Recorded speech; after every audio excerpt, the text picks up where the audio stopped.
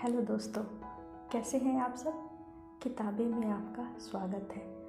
दोस्तों, किताबें में हमने इतने सारे किताबों की चर्चा की, बहुत सारे उपन्यास ऐसे रहे जिनका हमने विश्लेषण किया, उनके ऊपर चर्चा की, लेकिन अभी तक हमने एक बहुत ही महत्वपूर्ण उपन्यास को छोड़ रखा है। आज हम उसी के बारे में बात करेंगे। जी हाँ, गोदान की बात कर रही हूँ मैं। प्रेमचंद का सबसे महत्वपूर्ण उपन्यास गोदान। यह प्रेमचंद की प्रौढ़ रचना थी। 1936 में यह प्रकाशित हुई। इसके बाद कोई और उपन्यास प्रेमचंद का नहीं आया था।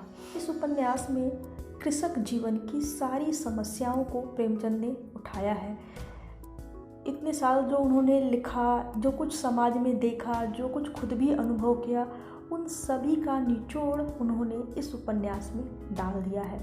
महाजनी सभ्यता से किसान किस तरीके से परेशान है, उनके ऊपर कर्ज है, प्राकृतिक आपदाएं उन्हें किस तरीके से परेशान करती हैं, जैसे कि सुखाड़ हो गया, बाढ़ है, अतिवृष्टि है, अनावृष्टि है, ओला है, पाला है, बहुत सारे दुश्मन होते हैं किसानों के। इसके अलावा के कृत्रिम दुश्मन हैं, जैसे कि कर्ज की बात होती है, फसलों का उचित दाम नहीं मिलना, ये सारा कुछ जो है, सभी समस्याएं एक कृषक जीवन में जितनी सारी बातें आती हैं, सब कुछ हमें यहाँ देखने को मिल जाता है। इसीलिए इस उपन्यास को कृषक जीवन का महाकाव्य कहते हैं। गोदान का संसार के लगभग सभी भाषाओं में अनुवाद भी हो चुका है। चलिए इसकी कहानी के बारे में थोड़ा सा हम समझते हैं। प्रेमचंद ने इसमें कृषक जीवन को तो दिखाया ही है, साथ ही उस समय के शहरी समाज की भी बात की है। एक तरफ उनकी ग्रामीण जीवन की कथा चल रही होती है, उसके समानांतर ही शहरी जीवन की कथा भी साथ साथ चलती है। शहरी जीवन की कथा जब हमारे सामने आती है तो हम देखते हैं कि शहर में भी जो स्त्री पुरुष के बीच के रिश्ते हैं, वहाँ भी बहुत कुछ अच्छा नहीं है। रिश्तों में राजनीति घुस गई है। एक दूसरे से आगे बढ़ने के लिए पीछे अगर किसी को हमें ढकेलना पड़े तो उसमें भी लोग बिल्कुल कतरा नहीं रहे हैं। तो ये सारा कुछ भी है जो हमें यहाँ देखने को मिल जाता है। और ये जो शहरी और ग्रामीण जीवन की कड़ी है, वो भी कहीं ना कहीं से आके जो गोदान का नायक है होरी, उससे जुड़ जाती है। जी हाँ दोस्तों, गोदान का नायक है होरी, जो कि कृषक जो समाज है उसका प्रतिनिधित्व करता है, और उसकी पत्नी है धनिया। धनिया जो किरदार है वह होरी से भी ज़्यादा सशक्त है।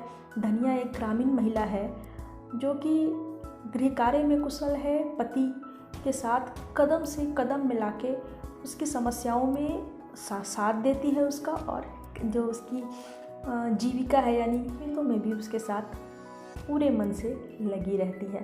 होरी और धनिया के 3 बच्चे हैं, कुंवर, सोना, रूपा। इनके और भी बच्चे थे जिनकी मृत्यु हो चुकी है कुछ न कुछ कारणों से।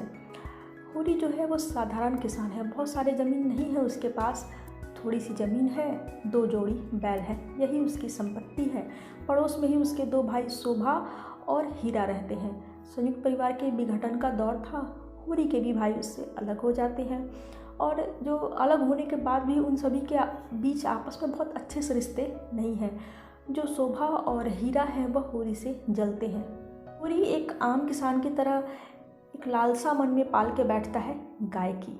उसकी बहुत तमन्ना रहती है कि मेरे घर में एक गाय हो, प्यारी सी सुंदर सी देसी गाय हो, और उसकी यह लालसा पूरी होती है अपने एक मित्र भोला के कारण। भोला होरी का मित्र है, उसकी पत्नी नहीं है, तो वह सोच रहा होता है कि कहीं से सगाई की जुगट बैठ जाए और होरी इसमें मदद कर सकता है। इसलिए खुश होकर वह होरी को अपनी एक पछाई गाय दे देता है। होरी गाय लेके घर आता है, घर में जैसे त्योहार आ जाता है। पूरा परिवार बहुत खुश होता है, सब गाय की सेवा में लग जाते हैं। सबके पास अपने अपने कारण है गाय को प्यार करने के लिए। सब चाहते हैं कि हम इसकी देखभाल हम करें। यह होड़ मच जाती है। होरी के जो भाई हैं उनके कलेजे पे सांप लूट जाता है। गाय की जो खुशी है वो बहुत दिन तक नहीं रह पाती है। होरी का भाई हीरा एक दिन चुपके से गाय को खाने में जहर दे देता है। गाय की मृत्यु हो जाती है। सारा वातावरण शोक में डूब जाता है।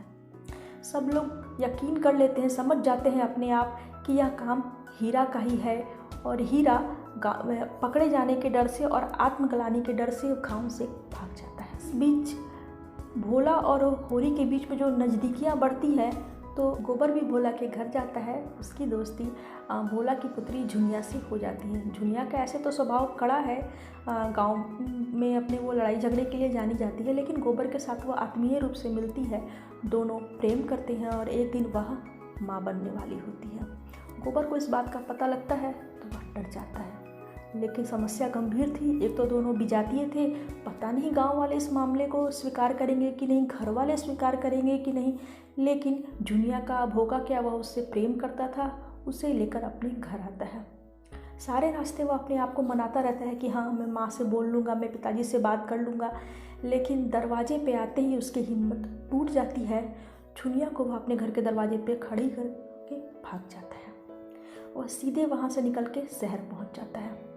इधर धनिया को जब पता चलता है अपने गोबर और झुनिया के बारे में, तो वह गुस्सा तो होती है, लेकिन झुनिया की अवस्था का ज्ञान होते ही वह उसे घर के अंदर ले आती है।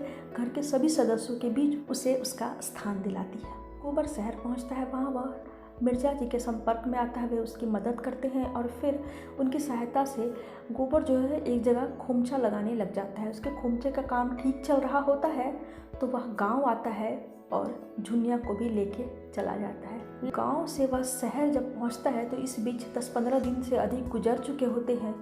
जहां वह खोमचा लगाता था वह जगह अब खाली नहीं थी, वहां दूसरा खोमचा वाला बैठने लगा था। उसके सामने मुसीबत आ जाती है, उसके पास जीविका नहीं है, आर्थिक संकट से वह घिर जाता है। इसी बीच उसके बच्चे की भी मृत्यु हो जाती है। फिर उसे सहयोग मिलता है डॉक्टर मालती का। डॉक्टर मालती उसे आश्रय देती हैं और फिर से अपना एक व्यापार खड़ा करने में उसकी मदद करती हैं।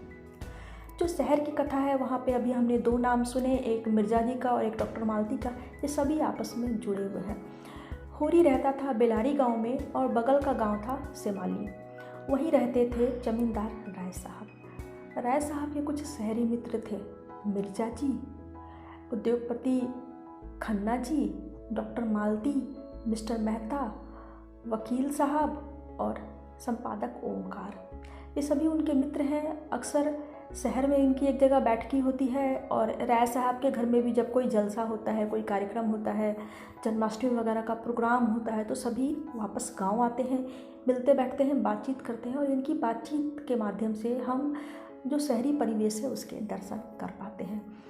मिस मालती जो है वो बहुत कुशल डॉक्टर है, अपने काम में सिद्धहस्त निपुण, लेकिन वह मिलनसार स्वभाव की है और आधुनिक विचारों की है।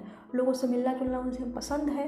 वह पुरुषों से भी बेबाकी से बात कर लेती हैं और मिस्टर मेहता को लगता है कि अरे यह तो बहुत ही चंचल, स्वच्छंद, साधारण सी तितली जैसी स्त्री है। जो मिस मालती है वह मेहता साहब से प्रेम कर रही होती है, लेकिन उनके मनोभावों को बिल्कुल नहीं जानती है। इधर उद्योगपति खन्ना है, वह भी मिस मालती से प्रेम करते हैं, लेकिन मिस मालती उन्हें बहुत भाव नहीं देती है। इनके बीच की ट्यूनिंग चल रही होती है या प्रेम ट्रायंगल आगे बढ़ रहा होता है। धीरे धीरे मिस मालती को यह एहसास हो जाता है कि मिस्टर मेहता उन्हें क्या समझते हैं, तो वह तुरंत एक दूरी उनसे बना लेती है।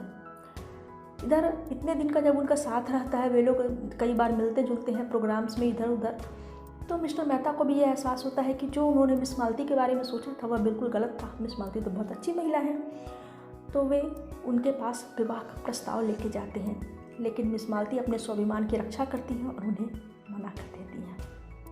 ये तो एक घटना हुई शहर वाली।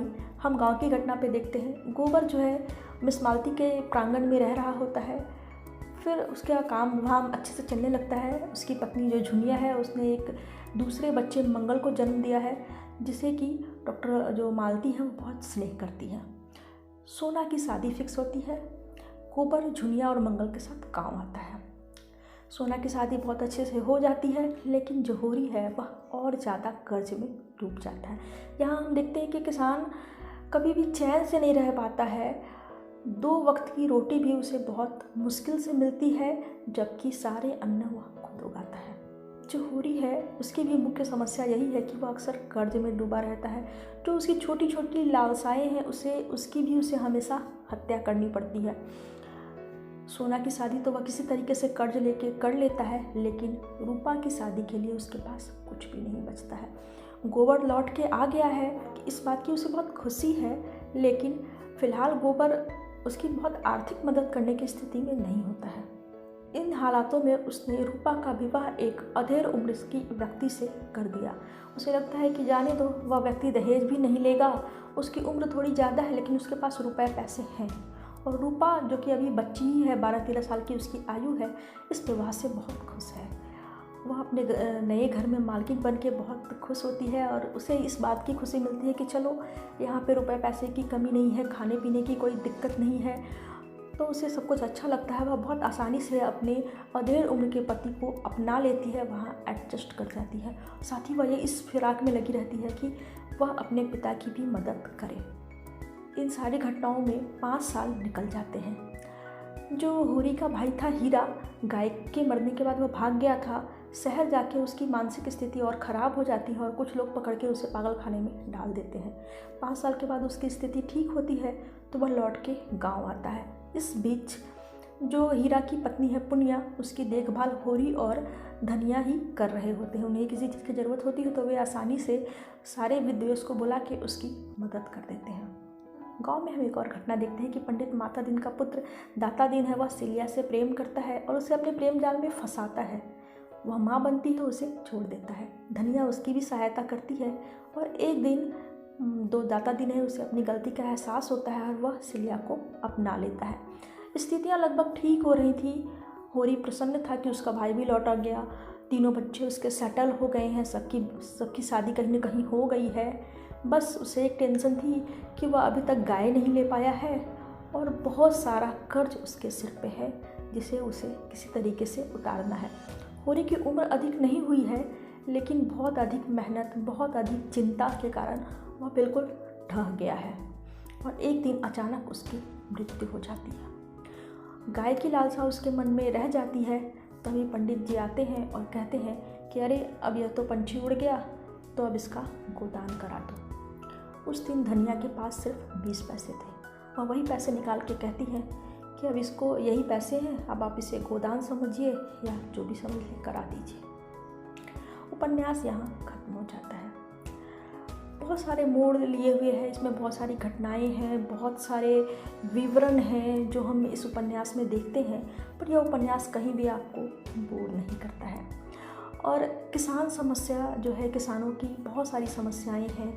कुछ समस्याएं जो उस समय थी वह भी अभी हैं, कुछ नई समस्याएं हैं, कुछ पुरानी समस्याएं बीच में ख़त्म हो गई थी तो फिर से सिर उठा चुकी हैं। कुल मिला के किसानों की समस्याओं को अगर हम देखना और समझना चाहें तो हमें गोदान पढ़ना चाहिए। Bye bye.